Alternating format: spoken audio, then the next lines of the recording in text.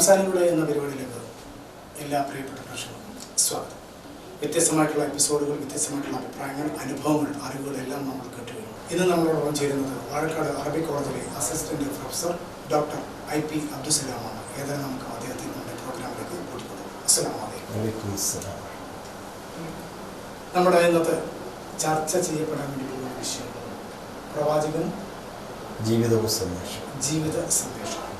പ്രവാചകനും ജീവിത സന്ദേശം. ഇത് നമ്മുടെ അടുത്ത് ചർച്ച ചെയ്യപ്പെടുന്ന ഈ ഒരു ടോപ്പിക്ക് വരുന്ന സമയത്ത് ഏറ്റവും കൂടുതൽ ഈ കാലഘട്ടത്തിൽ ചർച്ച ചെയ്യപ്പെടേണ്ട അല്ലെങ്കിൽ ചർച്ച ചെയ്തുകൊണ്ടിരിക്കുന്ന ഒരു വിഷയമാണ് പ്രവാചകനെ കുറിച്ചുള്ള തെറ്റായ ധാരണകൾ, പ്രവാചകന്റെ ജീവിത രീതികളും ഇങ്ങനെ തന്നെയാണോ, ഇങ്ങനെയായിരുന്നുവോ എന്നൊക്കെയാണ് ചെയ്യുന്നത്. സത്യത്തിൽ നമ്മൾ പ്രവാചകന്റെ ജീവിതത്തെക്കുറിച്ച് പറയുമ്പോൾ ആദ്യം തുടങ്ങേണ്ടത് എവിടെ നിന്നാണ്? മുഹമ്മദ് നബി സല്ലല്ലാഹു അലൈഹി വസല്ലമയുടെ ജീവിതം എന്ന് പറയുന്നത് വിശുദ്ധ ഖുർആൻ ബന്ധപ്പെട്ടുകൊണ്ടാണ് നമുക്ക് ആ ചർച്ച ആരംഭിക്കേണ്ടത് എന്നാണ് എനിക്ക് തോന്നുന്നത്. കാരണം മുഹമ്മദ് നബി ഒരു സാധാരണ ചെറുപ്പക്കാരനായി മക്കയിൽ വളർന്നു വന്നപ്പോൾ അദ്ദേഹത്തിൻ്റെ ജീവിതത്തിൻ്റെ മാറ്റം എന്ന് പറയുന്നത് യഥാർത്ഥത്തിൽ ഇസ്ലാം അല്ലെങ്കിൽ വിശുദ്ധ ഖുർആനിൻ്റെ സന്ദേശം അദ്ദേഹത്തിൻ്റെ മനസ്സുകളിലേക്ക് കടന്നു വന്നപ്പോഴാണ്. ഏറ്റവും നല്ല ഉദാഹരണമാണ് മക്കയിലെ ഏറ്റവും സത്യസന്ധനായ ഒരു ചെറുപ്പക്കാരൻ, ജീവിത വിശുദ്ധിയിലൂടെ വളർന്നു വന്നൊരു ചെറുപ്പക്കാരൻ വിശുദ്ധ ഖുർആനിൻ്റെ സന്ദേശം സ്വീകരിച്ചപ്പോൾ എല്ലാറ്റിനെയും ഉൾക്കൊള്ളാനുള്ള ഒരു വിശാല മനസ്കത മുഹമ്മദ് നബിക്ക് ഉണ്ടായി എന്നതാണ്. ലോകത്തിൻ്റെ അനുഗ്രഹം എന്ന് വേണമെങ്കിൽ പറയാം. പ്രകാശം വിതറിയ ഒരു സന്ദേശമാണ് മുഹമ്മദ് നബി തൻ്റെ ജീവിതത്തിലൂടെ മറ്റുള്ളവർക്ക് നൽകിയത്. ഒരു വ്യക്തി എന്ന നിലക്ക് വ്യക്തിജീവിതം മാത്രമല്ല, തൻ്റെ കുടുംബജീവിതവും സാമൂഹിക ജീവിതവും അതുപോലെ തൻ്റെ ചുറ്റുപാടുകളെ മുഴുവനും സംസ്കരിക്കുക എന്ന ബാധ്യതയാണ് യഥാർത്ഥത്തിൽ മുഹമ്മദ് നബി ഏറ്റെടുത്തത്. അക്കാലഘട്ടത്തിലെ അറബി സമൂഹത്തിനുണ്ടായ സാമൂഹിക മാറ്റം എന്ന് പറയുന്നത് മുഹമ്മദ് നബി ലോകത്തിന് നൽകിയ സന്ദേശത്തിൽ നിന്നാണ് കാണാൻ സാധിക്കും. മദ്യം, വളരെ വൃത്തികെട്ട മദ്യം, മയക്കുമരുന്ന് സാമൂഹിക അന്തരീക്ഷത്തിൽ നിന്ന് സാംസ്കാരികമായ ഉന്നമനത്തിലേക്ക് അവരെ കൊണ്ടുവരാൻ മുഹമ്മദ് നബി ഉപയോഗിച്ചത് വിശുദ്ധ ഖുർആനാണ്. പരിശുദ്ധ റമദാനിൻ്റെ ഈ ദിനങ്ങൾ ഇത്തരമൊരു ചർച്ച ചെയ്യുന്നത് ഏറെ നന്നായിരിക്കുമെന്നാണ് തോന്നുന്നത്. വിശുദ്ധ ഖുർആൻ ഒറ്റ സ്റ്റെപ്പിലല്ല മദ്യം നിരോധിക്കുന്നത്. മറിച്ച് മദ്യത്തിൽ മാത്രം കഴിഞ്ഞുകൂടിയൊരു സമൂഹം, അവരുടെ ജീവിതത്തിലെ മാറ്റം എന്ന് പറയുന്നത് മദ്യമില്ലാതെ ജീവിക്കാൻ പറ്റാത്തൊരവസ്ഥയിൽ നിന്ന് മുഹമ്മദ് നബി അവരോട് ആദ്യം പറയുന്നത്, മദ്യം എന്ന് പറയുന്നത് ഒരുപാട് അപകടങ്ങൾ അതിൽ ഒളിഞ്ഞിരിക്കുന്നുണ്ട്. ഈ അപകടങ്ങളിൽ നിന്ന് കുടുംബം തകരും, വ്യക്തിജീവിതം നശിക്കും, സാമൂഹിക അന്തരീക്ഷത്തിൽ പ്രശ്നങ്ങളുണ്ടാക്കും. ഇന്ന് സമൂഹം അനുഭവിക്കുന്ന പ്രശ്നം തന്നെ നമുക്കതിൽ നിന്ന് ഒരു കാരണമായി എടുക്കാം. മുഹമ്മദ് നബി ആദ്യം അവരോട് പറഞ്ഞു, മദ്യത്തിൽ ഒരുപാട് അപകടങ്ങളുണ്ട്, നിങ്ങൾ തിരിച്ചറിയുകയും ചിന്തിക്കുകയും ചെയ്യണം. ഒന്നാമത്തെ സ്റ്റെപ്പ് അതായിരുന്നു. രണ്ടാമത്തെ സ്റ്റെപ്പിൽ അവരോട് പറഞ്ഞത്, പല ആളുകളും അതിൽ നിന്ന് പിന്മാറി. രണ്ടാമത്തെ സ്റ്റെപ്പിൽ അവരോട് പറഞ്ഞു, നിങ്ങൾക്ക് സ്വാഭാവികമായും നിങ്ങളുടെ ആരാധനകൾ ദൈവത്തിൻ്റെ മുമ്പിൽ, അള്ളാഹുവിൻ്റെ മുമ്പിൽ നിങ്ങൾ ആരാധനകൾ നിർവഹിക്കുന്ന സമയത്ത് മദ്യത്തിൽ നിന്ന് മാറി നിൽക്കേണ്ടതുണ്ട്. കാരണം നിങ്ങൾ പ്രാർത്ഥിക്കുന്ന പ്രാർത്ഥനകൾ എന്ത് എന്ന് നിങ്ങൾക്ക് തന്നെ അറിയാൻ കഴിയാത്തൊരവസ്ഥ വരും. ഒരു അൺകോൺഷ്യസ് മൈൻഡിലേക്ക് പോകാൻ സാധ്യത. അതുകൊണ്ട് നിങ്ങൾ സ്വാഭാവികമായും മദ്യം നിങ്ങളുടെ ആരാധന സമയങ്ങളിൽ നിന്ന് മാറി നിൽക്കും. മൂന്നാമത്തെ സ്റ്റെപ്പിൽ വന്നപ്പോൾ അവരോട് പറഞ്ഞു, നിങ്ങൾക്ക് മദ്യപാനത്തിൽ നിന്ന് വിരമിക്കുവാനുള്ള സമയമായില്ലേ. അപ്പോഴേക്കും അവരുടെ മനസ്സും സ്വഭാവവും എല്ലാം മാറിക്കഴിഞ്ഞു.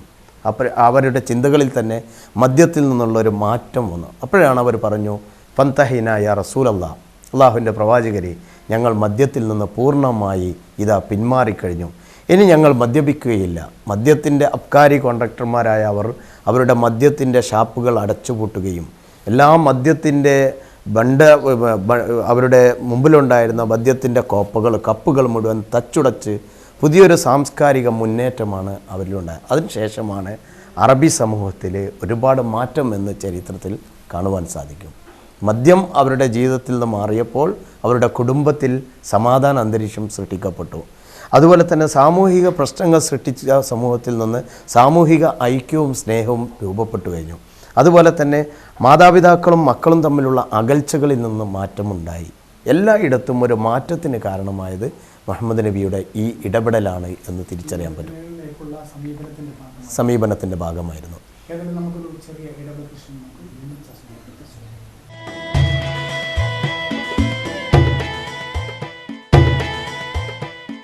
മുഹമ്മദ് നബിയും ജീവിത സന്ദേശം എന്ന ഈ ടോപ്പിക്ക് നമുക്ക് വരുമ്പോൾ പ്രവാചകന്റെ ഏത് ജീവിതചര്യയുമായി ബന്ധപ്പെട്ടാണ് നമ്മൾ മുന്നോട്ടേക്ക് പോകേണ്ടത്?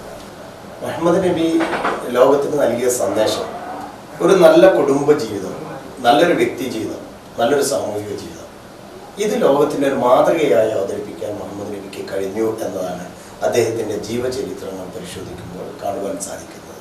കാരണം അറേബ്യൻ സാംസ്കാരിക ജീർണത എന്ന് ചരിത്രത്തിൽ ഡാർക്ക് ഏജ് എന്നാണ് അവിടെ രേഖപ്പെടുത്തപ്പെടുന്നത്. വളരെ ഇരുണ്ട യുഗം എന്ന് രേഖപ്പെടുത്തിയിരുന്നു.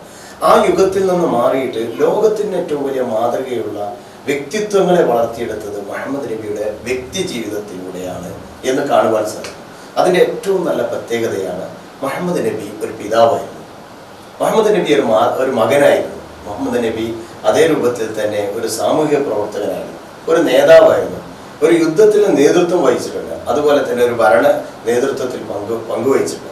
എല്ലാറ്റിലും മുഹമ്മദ് നബിയുടെ വ്യക്തി ജീവിതത്തെ ആർക്കും വിമർശിക്കാൻ അവസരങ്ങളുണ്ടായിട്ടില്ല.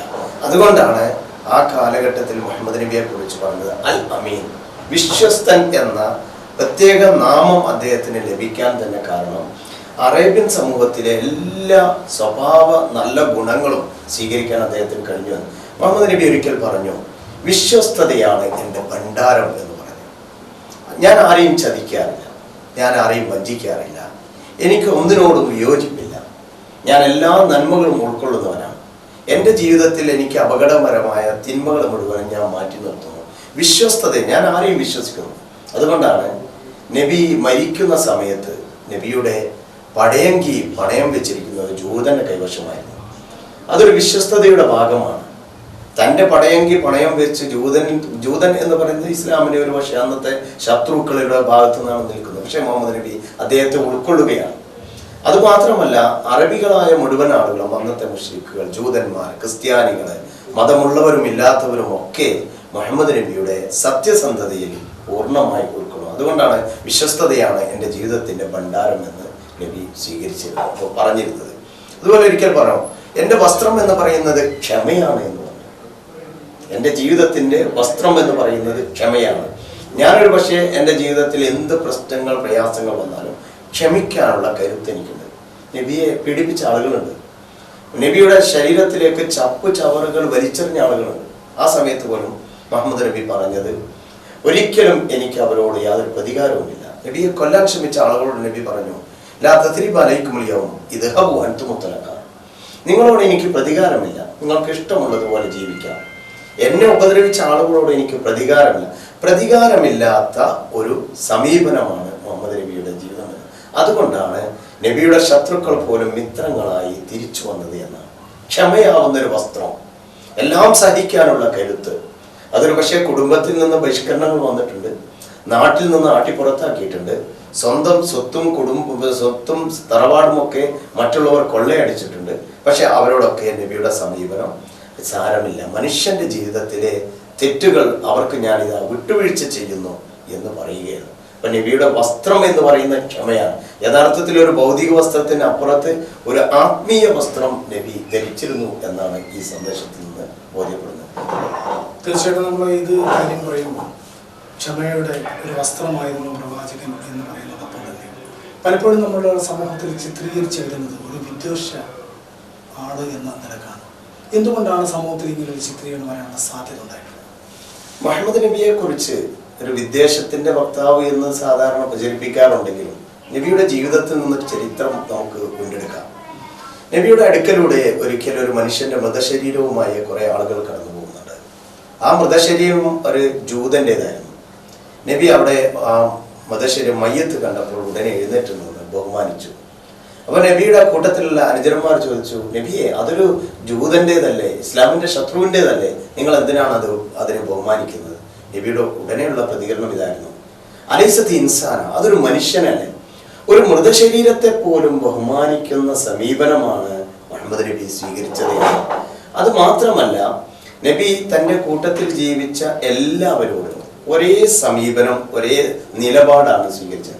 അത് തൻ്റെ കൂട്ടത്തിൽപ്പെട്ട അനുയായിയാണെങ്കിലും ശത്രുവാണെങ്കിലും മിത്രമാണെങ്കിലും ഒരേ സമീപനം സ്വീകരിച്ചു എന്നത് ഇന്ന് മുഹമ്മദ് നബി ഏറെ വിമർശിക്കപ്പെടുകയാണ്. വിമർശനത്തിന് കാരണം മുഹമ്മദ് നബിയുടെ സത്യസന്ദേശം ഉൾക്കൊള്ളാൻ പലർക്കും കഴിഞ്ഞിട്ടില്ല എന്നതാണ്.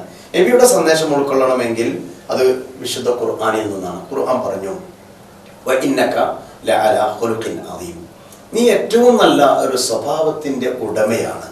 അത് വിശുദ്ധ ഖുർആനാണ് പറഞ്ഞത്. മാത്രമല്ല, നീ ലോകത്തിന്റെ മുഴുവനും അനുഗ്രഹമാണ് എന്നാണ് ഖുർആൻ മുഹമ്മദ് നബിയെ പരിചയപ്പെടുത്തുന്നത്. ഒരു നല്ല സ്വഭാവം എന്ന് പറയുന്നത് നബി അവിടെ സ്വീകരിച്ചിരിക്കുന്ന സ്വഭാവ മഹിമയാണ്. കുട്ടികളോട് വളരെ മാന്യമായി പെരുമാറുന്നു, ചെറിയവരെ ബഹുമാനിക്കൂ, ചെറിയവരോട് കരുണ കാണിക്കാത്തവരും വലിയവരെ ബഹുമാനിക്കാത്തവരും നമ്മിൽപ്പെട്ടവരല്ല എന്ന് പറഞ്ഞാൽ ആ സമൂഹത്തിൽ ഒരു മുസ്ലിം എന്നല്ല പറഞ്ഞത്, ഭൂമിയിലുള്ള മുഴുവൻ ആളുകളും. അതെ, വിശുദ്ധ ഖുർആൻ അങ്ങനെ ഒരു ഹദീസിൽ ഒരു പ്രയോഗമുണ്ട്, ഇർഹമു മൻ ഫിൽ അർദി യർഹമുക്കും മൻ ഫിസ് സമാ, നിങ്ങൾ ഭൂമിയിലുള്ളവരോട് കരുണ കാണിക്കൂ, ഉപരിതലങ്ങളിലുള്ളവൻ നിങ്ങളോട് കരുണ കാണിക്കും. മറ്റൊരു പ്രയോഗം കൂടി നടത്തി ഖുർആൻ, വഅഹ്സിൻ കമാ അഹ്സനല്ലാഹു ഇലൈക, നിനക്ക് ദൈവം നന്മ ചെയ്തതുപോലെ നീ മറ്റുള്ളവർക്ക് നന്മ ചെയ്യുക. അവിടെ രോഗികളുണ്ട്, അവിടെ പാവപ്പെട്ടവരുണ്ട്, വീടില്ലാത്തവരുണ്ട്, ഭക്ഷണം ഇല്ലാത്തവരുണ്ട്, അതുപോലെ തന്നെ അവശത അനുഭവിക്കുന്നവരുണ്ട്. എല്ലാ ആളുകളിലേക്കും വ്യത്യസ്ത മതക്കാർ. ഇപ്പൊ ഉദാഹരണം, ഏറ്റവും നല്ല ഉദാഹരണമാണ് നബിയുടെ ജീവിതത്തിൽ ഒരു ചെറിയ പ്രയാസം അനുഭവിച്ചൊരു സന്ദർഭമാണ് ഒരു ജൂത പെൺകുട്ടിയുടെ അങ്ങേയറ്റത്തെ വിമർശനം. നബിക്ക് ഞാൻ നേരത്തെ സൂചിപ്പിച്ച ചവറിഞ്ഞ്. പക്ഷെ ആ പെൺകുട്ടി രോഗിയായി കിടക്കുമ്പോൾ മുഹമ്മദ് നബി അവരുടെ വീട്ടിലേക്ക് പോവുകയാണ്. അങ്ങനെ അവരുടെ വീട്ടിൽ ചെന്ന് അവരുടെ സുഖദുഃഖങ്ങൾ അന്വേഷിച്ച് അവരുടെ രോഗത്തിന്റെ സുഖപ്രാപ്തിക്ക് വേണ്ടി പ്രാർത്ഥിക്കുന്നു. ആ പെൺകുട്ടി മുഖത്തേക്ക് നോക്കുമ്പോൾ ഇതെന്റെ ജന്മശത്രുവായ മുഹമ്മദ് നബിയാണല്ലോ. പക്ഷേ മുഹമ്മദ് നബിയെ പറഞ്ഞു, ദൈവം അങ്ങേ അനുഗ്രഹിക്കട്ടെ, എല്ലാ സുഖവും നൽകട്ടെ എന്ന് പറഞ്ഞ് തിരിച്ചു പോരുമ്പോൾ ആ പെൺകുട്ടി ചോദിച്ചു, ഈ മതത്തെ കൂടുതൽ അറിയണമെന്ന് ഞാൻ ആഗ്രഹിക്കുന്നു. പെൺകുട്ടി ഉടനെ തന്നെ ഇസ്ലാമിലേക്ക് കടന്നു വരുന്ന രംഗം ഞാനിത് സൂചിപ്പിച്ചത്. നബിയുടെ സമീപനം ശത്രുവായ ആൾ അയൽവാസി രോഗിയായി കിടക്കുമ്പോൾ അവിടെ പോവുകയാണ്, സന്ദർശിക്കുകയാണ്. അതുപോലെ തന്നെ പട്ടിണി കിടക്കുന്ന പാവങ്ങളിലേക്ക് ഭക്ഷണവുമായി കടന്നു ചെല്ലുന്നു. ഒരു വിറക് ചുമട്ടുകാരിയായ ഒരു സ്ത്രീ നബിയുടെ അടുക്കൽ വന്ന് സഹായം തേടുകയാണ്. മുഹമ്മദ് നബി അറിയില്ല, മുഹമ്മദ് എന്നെ ഈ വിറകൊന്ന് എൻ്റെ വീട്ടിലെത്തിക്കാൻ സഹായിക്കണമെന്ന് പറഞ്ഞപ്പോൾ നബി അത് എടുത്തു വെച്ച് തലയിൽ വെച്ച് അവരുടെ വീട്ടിലെത്തിച്ചു കൊടുത്തു. തിരിച്ചു പോരുന്ന സമയത്ത് അവരോട് പറഞ്ഞു, മകനെ, നിനക്ക് നൽകാൻ ഒന്നും എൻ്റെ കൈവശമല്ല, മറിച്ച് ഒരു ഉപദേശം മാത്രം. ആ ഉപദേശം ഇതാ, നീ എന്ത് ചെയ്യണം, അവിടെ ചെറുപ്പക്കാരൻ വന്നിട്ടുണ്ട് പുതിയ മതവുമായി, നീ അവനിൽ വിശ്വസിക്കരുത്. അവൻ നമ്മുടെ മതത്തെ ആളുകളെ മുഴുവനും തള്ളി പറയുന്നവനാണ്. പുഞ്ചിരിച്ചുകൊണ്ട് മുഹമ്മദ് നബി പറഞ്ഞു, ഉമ്മ, ഞാനാണ് നിങ്ങളപ്പോൾ ഉദ്ദേശിച്ച വ്യക്തി മുഹമ്മദ് എന്ന് പറഞ്ഞു. ആ സമയത്ത് ആ സ്ത്രീ വളരെ വിഷമത്തോടു കൂടി പറഞ്ഞു, മോനെ, നിന്നെ കുറിച്ച് ഇത്ര മോശമായിട്ടാണല്ലോ ഞങ്ങളോടൊക്കെ പ്രചരിപ്പിച്ചത്, ഞങ്ങളൊക്കെ അറിയുന്നത്. നീ ഇത്ര വലിയ സത്യസന്ധനാണെങ്കിൽ നിന്നെ എന്തിനാണ് ആളുകൾ തള്ളി പറയുന്നത്? ഞാനിത് പറയുന്നത് മുഹമ്മദ് നബിയുടെ ജീവിത സന്ദേശം എന്ന് പറയുന്നത് അനുഭവത്തിലൂടെ കാണിച്ചു കൊടുത്തു. ഇതാണ് നബി പഠിപ്പിച്ചത്. യഥാർത്ഥത്തിൽ നബി ഒരിക്കലും തീവ്രവാദിയായിരുന്നില്ല. നബി ആളുകളുടെ ഇടയിൽ അനൈക്യം ഉണ്ടാക്കിയവനല്ല. നബി എവിടെയും ശത്രുത വളർത്തിയിട്ടില്ല. നബി പറഞ്ഞല്ലോ, പിന്നെ ഇവിടെയുള്ള അമ്പലങ്ങളും ചർച്ചുകളും പള്ളികളും ഒക്കെ സ്ഥാപിക്കപ്പെടുകയാണ് എൻ്റെ ബാധ്യത. അതെങ്ങാൻ തകർക്കുക എന്നത് എൻ്റെ ബാധ്യതയല്ല, ഇതെല്ലാം സംരക്ഷിക്കുക എന്നത് എൻ്റെ ബാധ്യതയാണ്. ഈ സത്യസന്ധത ഇവിടെ നിലനിന്നിട്ടില്ലായിരുന്നുവെങ്കിൽ ഇതെല്ലാം തകർന്നു പോകുമായിരുന്നു എന്ന് നബി പറയുന്നത്. അപ്പൊ നബിയുടെ സ്വഭാവം അങ്ങനെയാണ്. അത് ജൂതനോടുണ്ട്, ക്രിസ്ത്യാനിയോടുണ്ട്, മുശ്രിക്കിനോടുണ്ട്, ആരോടും ഒരു എതിർപ്പും നബി കാണിച്ചിട്ടില്ല. എല്ലാവരുടെ ഇടയിലും സത്യസന്ധതയും വിനയവും ഐക്യവും അതൊക്കെ നിലനിർത്തിയിട്ടുണ്ട്. അവരുടെ സാമൂഹിക വിഷയങ്ങളിലൊക്കെ അവരുമായിട്ട് യോജിച്ചുകൊണ്ടാണ് നബി ജീവിച്ചത്. അതേസമയത്ത് മതപരമായ വിഷയങ്ങളിൽ നബി എന്ത് ചെയ്തിട്ടില്ല, ഒരു വിട്ടുവീഴ്ച അവരോട് കാണിച്ചിട്ടില്ല എന്നത് മതപരമായ വിഷയം, അത് ദൈവത്തിന്റെ തീരുമാനം. അതേസമയത്ത് നബി പറഞ്ഞു, മറ്റുള്ളവർക്ക് അവരുടെ മതം അനുസരിച്ച് ജീവിക്കാൻ അധികാരമുണ്ട്. ലക്കും ദീനുക്കും വലിയ ദിയസ്, നിങ്ങൾക്ക് നിങ്ങളുടെ മതം, നമുക്ക് നമ്മുടെ മതം എന്ന് പറഞ്ഞാൽ അവരുടെ ഒരു മതസഹിഷ്ണുതയാണ് പഠിപ്പിക്കുന്നത്. ലാ ഇക്റാഹ ഫിദ്ദീൻ, മതത്തിൽ യാതൊരു ബലാത്കാരമില്ല, മതത്തിലൊരു നിർബന്ധമില്ല.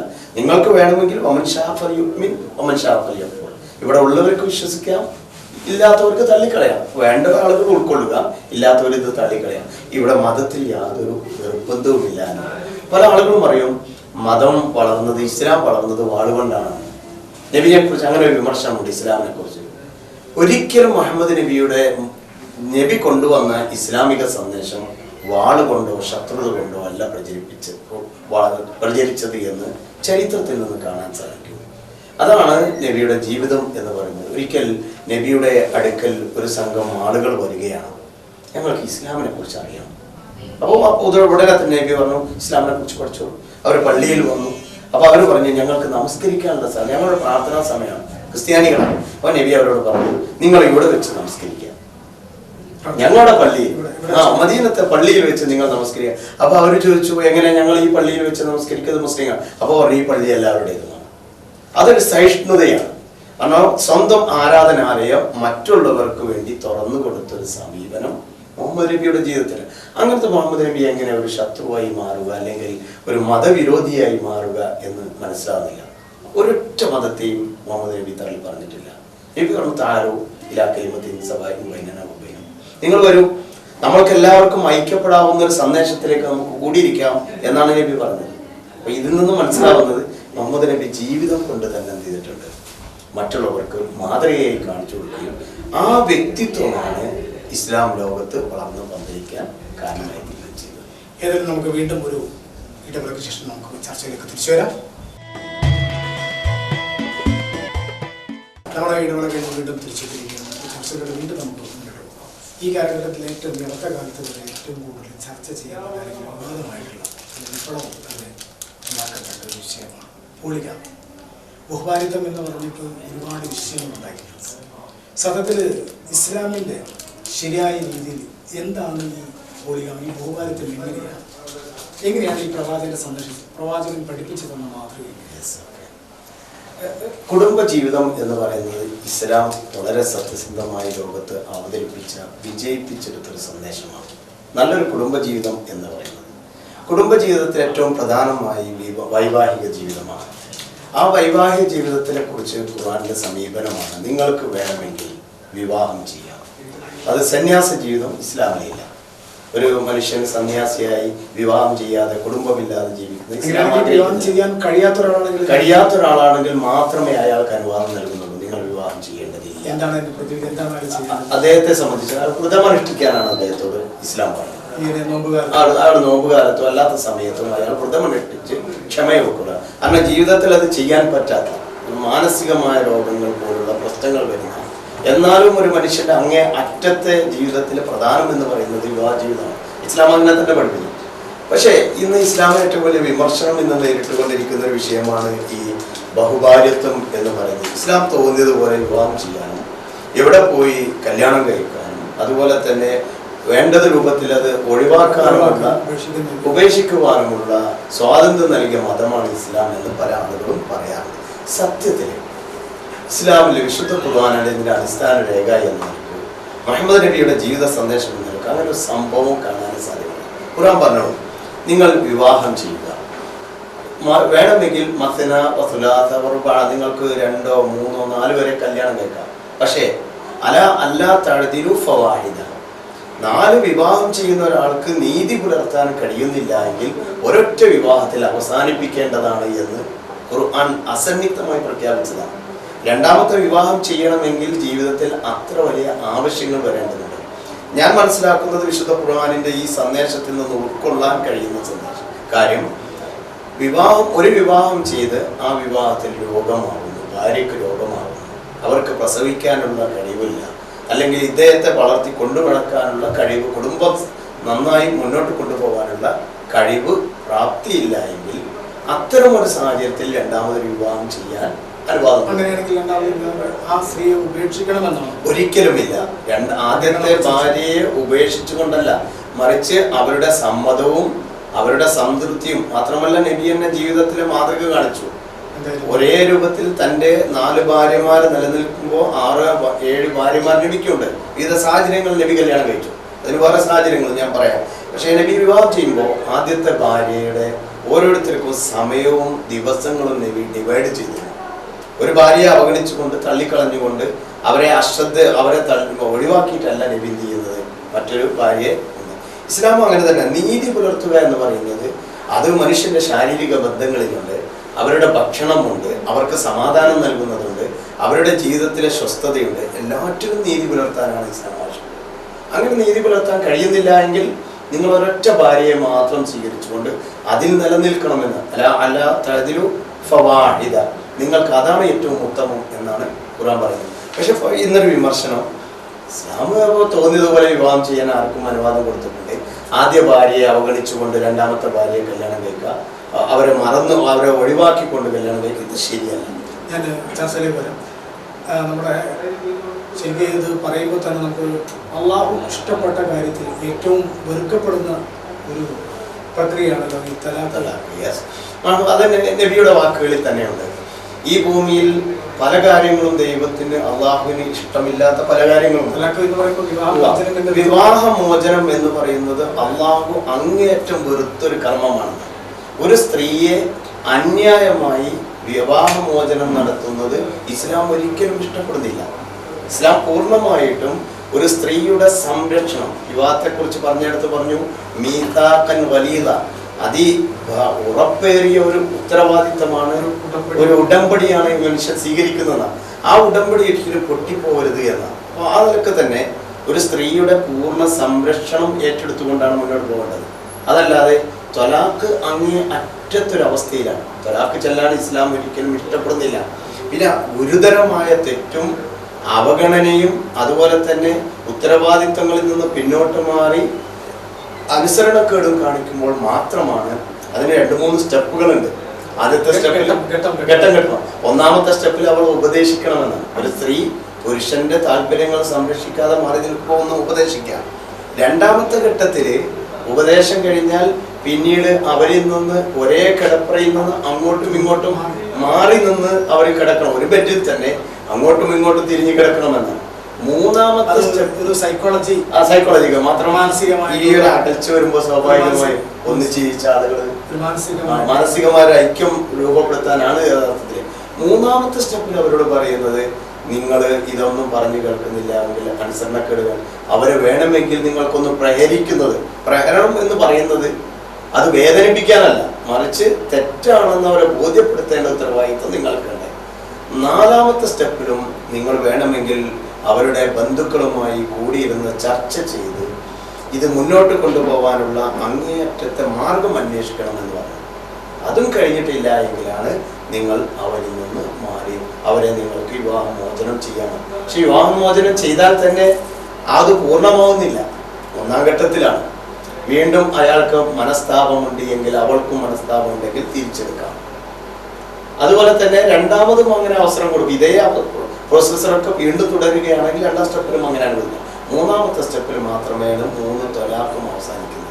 ഇസ്ലാം വളരെ വെറുക്കപ്പെട്ട ഒരു കാര്യമാണ് ത്വലാഖ് എന്നത്. പക്ഷെ ഇന്ന് നിസ്സാരമായ പ്രശ്നങ്ങൾക്ക് വേണ്ടി മുഹമ്മദ് നബിയുടെ അനുയായികൾ എന്ന് പറയുന്ന മുസ്ലിങ്ങൾ വരെ പെട്ടെന്ന് വികാരത്തിന്റെ പേരിൽ എന്ത് ചെയ്യുന്നുണ്ട്, വിവാഹമോചനം നടത്താറുണ്ട്. യഥാർത്ഥത്തിൽ മതൊരിക്കലും അത് അനുവദിക്കുന്നില്ല.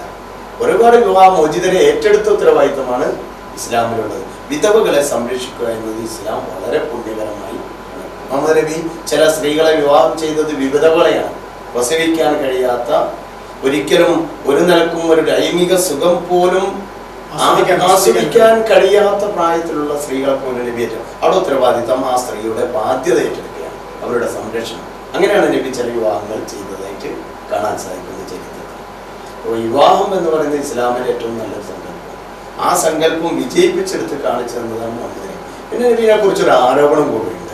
ഏതായാലും നമ്മുടെ ചർച്ച ഇവിടെ അവസാനിക്കുന്നില്ല. നമ്മുടെ സമയം ഏകദേശമായി. ഏതായാലും നമുക്ക് അടുത്ത എപ്പിസോഡിൽ ഇതിനേക്കാൾ വിപുലമായിട്ടുള്ളൊരു ചർച്ചയുമായി നമുക്ക് കാണാം എന്ന് പ്രതീക്ഷ നൽകി. അസ്സലാമു അലൈക്കും.